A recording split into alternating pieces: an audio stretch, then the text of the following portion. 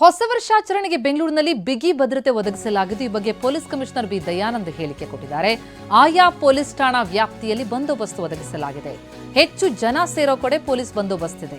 MG road, Brigade road, Indiranagar, Koramangala ಸೇರಿದಂತೆ ನಗರದ ಇತರೆ ಭಾಗದಲ್ಲಿ ಕಟ್ಟೆಚ್ಚರ ವಹಿಸಲಾಗಿದೆ. ಭದ್ರತೆಗಾಗಿ ಒಟ್ಟು 11,000 ಪೊಲೀಸ್ ಸಿಬ್ಬಂದಿ ನಿಯೋಜನೆಯಾಗಿದ್ದು, ಸಾರ್ವಜನಿಕ ಸ್ಥಳದಲ್ಲಿ ಮುಖಕ್ಕೆ ಮಾಸ್ಕ್ ಹಾಕುವ ಹಾಗಿಲ್ಲ.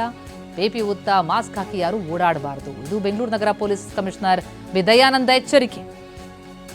ಕಟ್ಟೆಚ್ಚರವನ್ನು ವಹಿಸಿರೋದ್ರ ಬಗ್ಗೆ ಕಮಿಷನರ್ ಮಾಹಿತಿಯನ್ನು ನೀಡಿದ್ದಾರೆ. ಜೊತೆಗೆ ಬೇಕಾಬಿಟ್ಟಿ ಮಾಸ್ಕ್ ಹಾಕೊಂಡು ಪಿಪಿ ಉತ್ತ ಓಡಾಡೋದಕ್ಕೆಲ್ಲ ಅವಕಾಶ ಇಲ್ಲ ಅಂತ ಖಡಕ್ ಸಂದೇಶ ಕೊಟ್ಟಿದ್ದಾರೆ. ಬೆಂಗಳೂರು ನಗರದ ಬೇರೆ ಬೇರೆ ಭಾಗಗಳಲ್ಲಿ ಏನು ಹೊಸ ವರ್ಷಾಚರಣೆಯನ್ನು ಮಾಡ್ತಾರೆ, ಎಲ್ಲೆಲ್ಲಿ ಹೆಚ್ಚಿನ ಜನದಟ್ಟಣೆ ಜನಸಂದಣಿ ಆಗ್ತಕ್ಕಂಥ ಸಾಧ್ಯತೆ ಇದೆ, ಅಲ್ಲೆಲ್ಲ ಪೊಲೀಸ್ ರಕ್ಷಣಾ ವ್ಯವಸ್ಥೆಯನ್ನು ಕೈಗೊಳ್ಳಲಾಗಿದೆ. ಸಾಕಷ್ಟು ಸಂಖ್ಯೆಯಲ್ಲಿ CCTV ಕ್ಯಾಮೆರಾಗಳನ್ನು ಕೂಡ ಅಳವಡಿಸಲಾಗಿದೆ.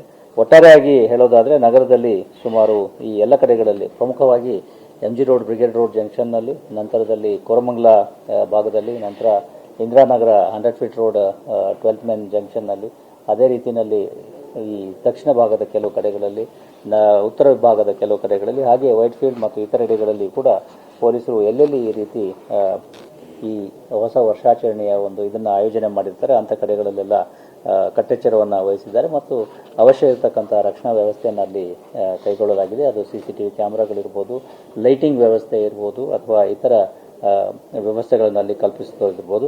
ಒಟ್ಟಾರೆಯಾಗಿ ಬೆಂಗಳೂರು ನಗರದ ಎಲ್ಲ ಪೊಲೀಸ್ ಅಧಿಕಾರಿಗಳು ಮತ್ತು ಸಿಬ್ಬಂದಿಗಳು ಇವತ್ತಿನ ದಿವಸ ಕರ್ತವ್ಯದಲ್ಲಿರ್ತಾರೆ. ಯಾರು ಕೂಡ ಹೊಸ ವರ್ಷಾಚರಣೆ ಮಾಡಲಿಕ್ಕೆ ಆಗೋದಿಲ್ಲ. ಕಮಿಷನರಿಂದ ಹಿಡಿದು ಎಲ್ಲರೂ ಕೂಡ ಈ ಹೊಸ ವರ್ಷಾಚರಣೆಯಲ್ಲಿ ನಮ್ಮ ಬೇರೆ ಬೇರೆ ಕಡೆಗಳಲ್ಲಿ ಅವರಿಗೆ ನಿಯುಕ್ತಿಯನ್ನು ಮಾಡಲಾಗಿದೆ. ಅಲ್ಲೆಲ್ಲ ಅವರು ಕರ್ತವ್ಯವನ್ನು ನಿರ್ವಹಿಸಲಿದ್ದಾರೆ. ಒಟ್ಟು ಸುಮಾರು 11,830 ಸಿಬ್ಬಂದಿಗಳು, ಅಧಿಕಾರಿಗಳು ಇದರಲ್ಲಿ ಕಾರ್ಯಪ್ರವೃತ್ತರಾಗಿದ್ದಾರೆ. ಸಿವಿಲ್ ಸಿಬ್ಬಂದಿಗಳು ಮತ್ತು ಅಧಿಕಾರಿಗಳು. ಜೊತೆಗೆ KSRP ಸುಮಾರು 72 KSRPಗಳನ್ನು ನಾವು ನಿಯುಕ್ತಿಗೊಳಿಸಿದ್ದೇವೆ. ಅದೇ ರೀತಿಯಲ್ಲಿ CR ಪ್ಲಾಟೂನ್ಗಳು 21 CR ಪ್ಲಾಟೂನ್ಗಳನ್ನು ನಾವು ನಿಯುಕ್ತಿಗೊಳಿಸಿದ್ದೀವಿ. ಜೊತೆಗೆ ಸಾಕಷ್ಟು ಸಂಖ್ಯೆಯಲ್ಲಿ ಹೋಮ್ ಗಾರ್ಡ್ಗಳು ಮತ್ತು ಈ ಟ್ರಾಫಿಕ್ ವಾರ್ಡನ್, ಸಿವಿಲ್ ಡಿಫೆನ್ಸ್ನವರು ಕೂಡ ಈ ಬಂದೋಬಸ್ತ್ ಕರ್ತವ್ಯದಲ್ಲಿ ಭಾಗವಹಿಸಲಿದ್ದಾರೆ.